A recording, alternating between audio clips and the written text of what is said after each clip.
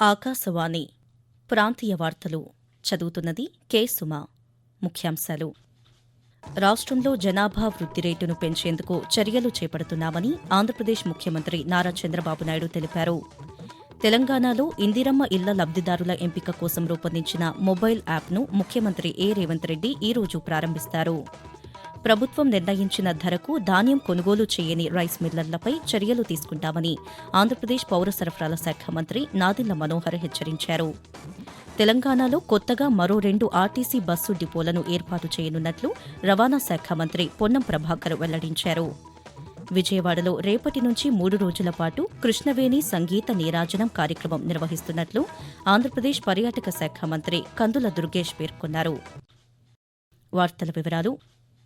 రాష్ట్రంలో జనాభా వృద్ధి రేటును పెంచేందుకు చర్యలు చేపడుతున్నామని ఆంధ్రప్రదేశ్ ముఖ్యమంత్రి నారా చంద్రబాబు నాయుడు తెలిపారు. రాష్ట్రంలో సంక్షేమ పథకాల అమలు, అభివృద్దిలో ప్రజల భాగస్వామ్యం, జనాభా వృద్ధి రేటు వంటి అంశాలపై గుంటూరు జిల్లా ఉండవల్లిలో ముఖ్యమంత్రి నిన్న ఉన్నతాధికారులతో సమీక్షించారు. రాష్ట్రంలో సంతానోత్పత్తి రేటు అత్యల్పంగా ఉండటం, రోజురోజుకీ వృద్ధుల సంఖ్య పెరుగుతూ యువత సంఖ్య తగ్గిపోతుందని గణాంకాలు చూపుతున్నాయని అన్నారు. జనాభా పెంచేందుకు జపాన్, చైనా, ఆస్ట్రేలియా వంటి దేశాలు అనుసరిస్తున్న విధానాలపై అధ్యయనం చేయాలని చెప్పారు.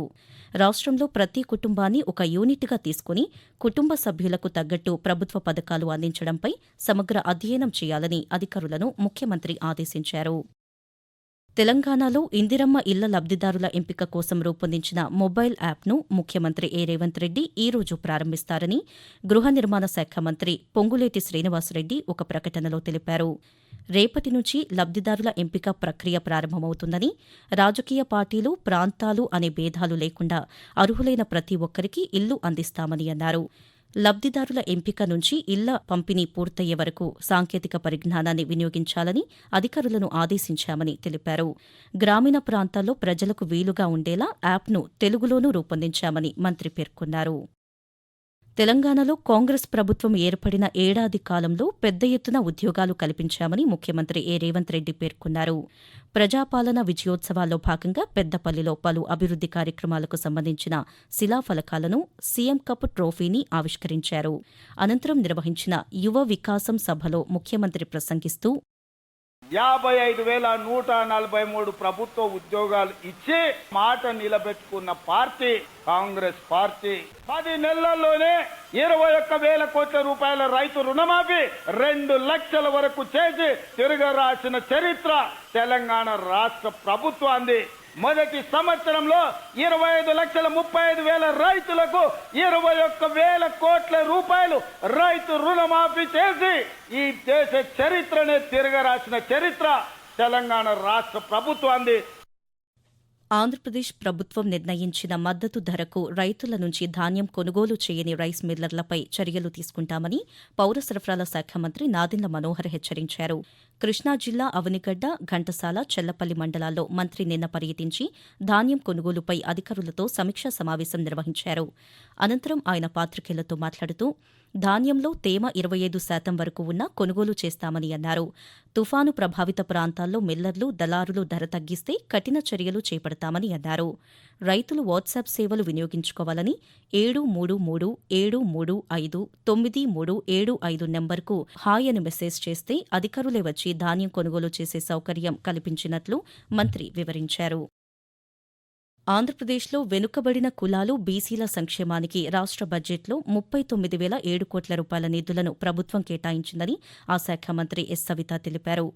అమరావతిలోని రాష్ట్ర సచివాలయంలో మంత్రి నిన్న పాత్రికేయులతో మాట్లాడుతూ బీసీ కార్పొరేషన్ ద్వారా స్వయం ఉపాధి పథకాల కింద 1.33 లక్షల మందికి 1,977.53 కోట్ల రాయితీ రుణాలను అందజేయనున్నట్లు వెల్లడించారు. బీసీల కోసం 26 జిల్లా కేంద్రాల్లో ఉచిత డీఎస్సీ శిక్షణా కేంద్రాలను ప్రారంభించామని, త్వరలో సివిల్ సర్వీస్ శిక్షణా కేంద్రాలను కూడా ప్రారంభిస్తామని మంత్రి తెలియజేస్తూ 1,977.83 సబ్సిడీ రుణాలు కూడా అందజేస్తున్నాం. రాష్ట్ర ప్రభుత్వం సబ్సిడీ వచ్చి 50%, అంటే 1,046.76 కోట్లు. ఎన్బీసీ, ఎఫ్డీసీ టర్నోవర్ లోన్ కింద 129.29 కోట్లు. బ్యాంకు రుణం 778.42 కోట్లు. లబ్దిదారు వాట బెనిఫిషియర్స్ వాటా వచ్చి 10%, 22.96 కోట్లు. అంటే మొత్తంగా 1977.83 కోట్ల నిధులు స్వయం ఉపాధి పథకాల కోసం ఏర్పాటు చేశాం. ఆకాశవాణి ప్రాంతీయ వార్తలు వింటున్నారు. ఆంధ్రప్రదేశ్లోని పట్టణాభివృద్ది సంస్థల పరిధిలో ఇళ్ల నిర్మాణాలు చేపట్టేందుకు అవసరమైన భూమిని గుర్తించాలని పురపాలక మంత్రి పి. నారాయణ అధికారులను ఆదేశించారు. అమరావతి నుంచి కర్నూలు, కడప, అనంతపురం, హిందూపురం పట్టణాభివృద్ది సంస్థల అధికారులు, చైర్మన్లతో మంత్రి దృశ్య మాధ్యమం ద్వారా నిన్న సమావేశాన్ని నిర్వహించారు. ఈ సందర్భంగా ఆయన మాట్లాడుతూ ఆయా సంస్థల ఆధ్వర్యంలో ఇళ్ల నిర్మాణం, లేఅవుట్లను అభివృద్ది చేసి ఆర్థికంగా పురోగతి సాధించాలన్నారు. పట్టణ ప్రాంతాలకు సమీపంలో మధ్యతరగతి వర్గాల ప్రజలకు ఇళ్లను నిర్మించేందుకు అవసరమైన చర్యలు చేపట్టాలని సూచించారు. తెలంగాణలో కొత్తగా మరో 2 ఆర్టీసీ బస్సు డిపోలను ఏర్పాటు చేయనున్నట్లు రవాణా శాఖ మంత్రి పొన్నం ప్రభాకర్ వెల్లడించారు. హైదరాబాద్లో మంత్రి నిన్న మాట్లాడుతూ తెలంగాణ రాష్ట్ర రోడ్డు రవాణా సంస్థ టీజీఎస్ఆర్టీసీలో అనేక సంస్కరణలు చేపట్టి కార్మిక సంక్షేమం, ప్రజల సౌకర్యం కోసం కృషి చేస్తున్నామన్నారు. కొత్తగా జిల్లా కేంద్రాలుగా ఉన్న పెద్దపల్లి, ములుగు జిల్లాల్లోని ఏటూరు, నాగారంలో 2 ఆర్టీసీ బస్సు డిపోలను ఏర్పాటు చేయనున్నట్లు చెప్పారు. ఈ డిపోల ద్వారా ఆ ప్రాంత ప్రయాణికులతో పాటు 3 రాష్ట్రాల సరిహద్దు ప్రయాణికులకు రవాణా సౌకర్యాన్ని అందిస్తామన్నారు. త్వరలోనే బస్సు డిపోల నిర్మాణం ప్రారంభిస్తున్నట్లు మంత్రి తెలియజేశారు. కేంద్ర రాష్ట్ర పర్యాటక సాంస్కృతిక శాఖ ఆధ్వర్యంలో రేపటి నుంచి 3 రోజుల పాటు విజయవాడలో కృష్ణవేణి సంగీత నీరాజన కార్యక్రమం నిర్వహిస్తున్నట్లు ఆంధ్రప్రదేశ్ పర్యాటక శాఖ మంత్రి కందుల దుర్గేష్ వెల్లడించారు. విజయవాడలో నిన్న మంత్రి మాట్లాడుతూ దేశంలో ఉన్న వివిధ సాంస్కృతిక కళలను తెలిపేందుకు ఈ కార్యక్రమం నిర్వహిస్తున్నట్లు చెప్పారు. రాబోయే రోజుల్లో రాష్ట్రంలో పర్యాటక రంగాన్ని అభివృద్ది చేయడంతో పాటు ఆంధ్ర సాంస్కృతిక కళారూపాలకు తిరిగి పూర్వ వైభవం తీసుకువస్తామని మంత్రి వివరిస్తూ కేంద్ర ప్రభుత్వ పర్యాటక మరియు సాంస్కృతిక శాఖ ఆధ్వర్యంలో రేపు 6వ తారీఖున కృష్ణవేణి సంగీత నీరాజనం అనేటువంటి కార్యక్రమం తుమ్మలపల్లి కళాక్షేత్రంలో ఈ కార్యక్రమం జరుగుతుంది.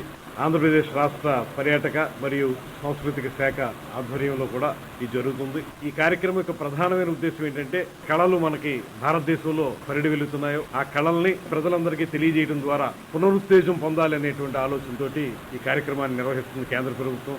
దీంతో పాటు ట్యాప్ చేయనటువంటి టూరిజం ప్రోగ్రామ్స్ ఉన్నాయో, ఏరియాస్ ఉన్నాయో వాటిని కూడా తెలియజెప్పడం, ఈ అంశాలతోటి ఈ కార్యక్రమాన్ని చేపడతా ఉన్నాం. దేశంలో పర్యాటక రంగాన్ని ప్రోత్సహిస్తూ కేంద్ర పర్యాటక మంత్రిత్వ శాఖ దేశవ్యాప్తంగా 23 రాష్ట్రాల్లోని పర్యాటక ప్రాంతాల అభివృద్దికి 3,295.76 కోట్ల రూపాయలతో 40 ప్రాజెక్టులను ఆమోదించింది. దేశవ్యాప్తంగా పర్యాటకుల సమతుల్యతను ప్రోత్సహించడంతో పాటు స్థానికులకు ఉపాధి కల్పించడమే లక్ష్యంగా ఈ ప్రాజెక్టులను ఆమోదించినట్లు మంత్రిత్వ శాఖ తెలిపింది. ఇందులో భాగంగా ఉభయ తెలుగు రాష్ట్రాలకు 4 పర్యాటక ప్రాజెక్టులను కేంద్ర పర్యాటక శాఖ మంజూరు చేసింది. ఆంధ్రప్రదేశ్లోని వైఎస్సార్ జిల్లా గండికోట, తూర్పుగోదావరి జిల్లాలోని రాజమహేంద్రవరం హేవలాకు బ్రిడ్జ్, పుష్కర ఘాట్లను ఎంపిక చేసింది. అలాగే తెలంగాణలోని ములుగు జిల్లా రామప్ప పర్యాటక ప్రాంతం, నాగర్ కర్నూల్ జిల్లాలోని సోమశిల, నల్లమల ప్రాంతాన్ని ఎంపిక చేసినట్లు కేంద్ర పర్యాటక శాఖ తెలిపింది. తెలంగాణలో పర్యాటక రంగాన్ని మరింత ప్రోత్సహించేందుకు ప్రభుత్వం కృషి చేస్తోందని ఆ శాఖ మంత్రి జూపల్లి కృష్ణారావు అన్నారు. హైదరాబాద్లోని హుస్సేన్ సాగర్లో అడ్వెంచర్ వాటర్ స్పోర్ట్స్ను మంత్రి నిన్న ప్రారంభించారు. అనంతరం ఆయన మాట్లాడుతూ పర్యాటక అభివృద్ది ద్వారా స్థానిక యువతకు ఉపాధి అందించడంతో పాటు రాష్ట్ర ఆదాయం పెరుగుతుందని ఆయన చెప్పారు.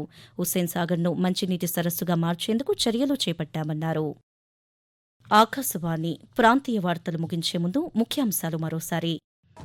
రాష్ట్రంలో జనాభా వృద్ధి రేటును పెంచేందుకు చర్యలు చేపడుతున్నామని ఆంధ్రప్రదేశ్ ముఖ్యమంత్రి నారా చంద్రబాబు నాయుడు తెలిపారు. తెలంగాణలో ఇందిరమ్మ ఇళ్ల లబ్దిదారుల ఎంపిక కోసం రూపొందించిన మొబైల్ యాప్ను ముఖ్యమంత్రి ఏ. రేవంత్ రెడ్డి ఈరోజు ప్రారంభిస్తారు. ప్రభుత్వం నిర్ణయించిన ధరకు ధాన్యం కొనుగోలు చేయని రైస్ మిల్లర్లపై చర్యలు తీసుకుంటామని ఆంధ్రప్రదేశ్ పౌర సరఫరాల శాఖ మంత్రి నాదెండ్ల మనోహర్ హెచ్చరించారు. తెలంగాణలో కొత్తగా మరో 2 ఆర్టీసీ బస్సు డిపోలను ఏర్పాటు చేయనున్నట్లు రవాణా శాఖ మంత్రి పొన్నం ప్రభాకర్ వెల్లడించారు. ఆకాశవాణి ప్రాంతీయ వార్తలు ఇంతటితో సమాప్తం.